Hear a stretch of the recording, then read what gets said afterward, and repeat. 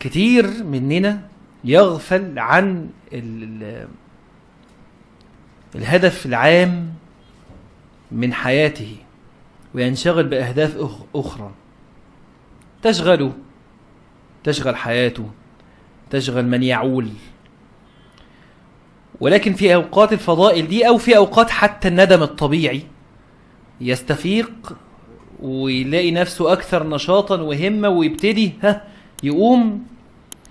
بس يجي يقوم ما إن يبدأ في التحرك إلا ويجد الانحراف على طول. عارفين العربية اللي ظبط الزوايا بتاع فيها مشكلة، تمام؟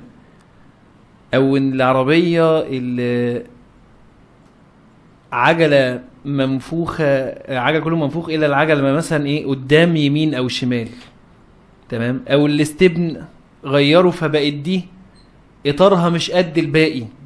تجد إن الشخص ده لو داس بنزين ومشى بسرعة بالذات في وقت الفضائل دي يعني، تمام، وابتدى يمشي بسرعة، وهو أول ما يدوس يبتدي يعمل إيه؟ يحوت غصب عنه، ما يعرفش أصلا يستقيم. مش هتجيبه.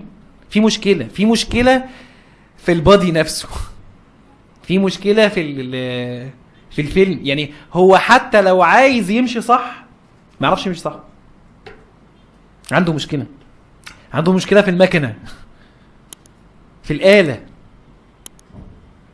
ودي أكبر مشكلة احنا بنقابلها، إن احنا بنبقى عارفين وعايزين بس مش جاية. يعني أغلب الناس اللي قابلتها، اللهم لك الحمد، أنا شغال في الدعوة من سنة 2005، أغلب الناس اللي قابلتها هو عارف الصح، بس إما إن هو عارف الصح وينكره، يعني هو مش عاجبه الصح، تمام، ودول أبعد ناس قابلتهم. إما إن هو عارف الصح وعايز الصح بس مش عارف يظبط نفسه على الصح.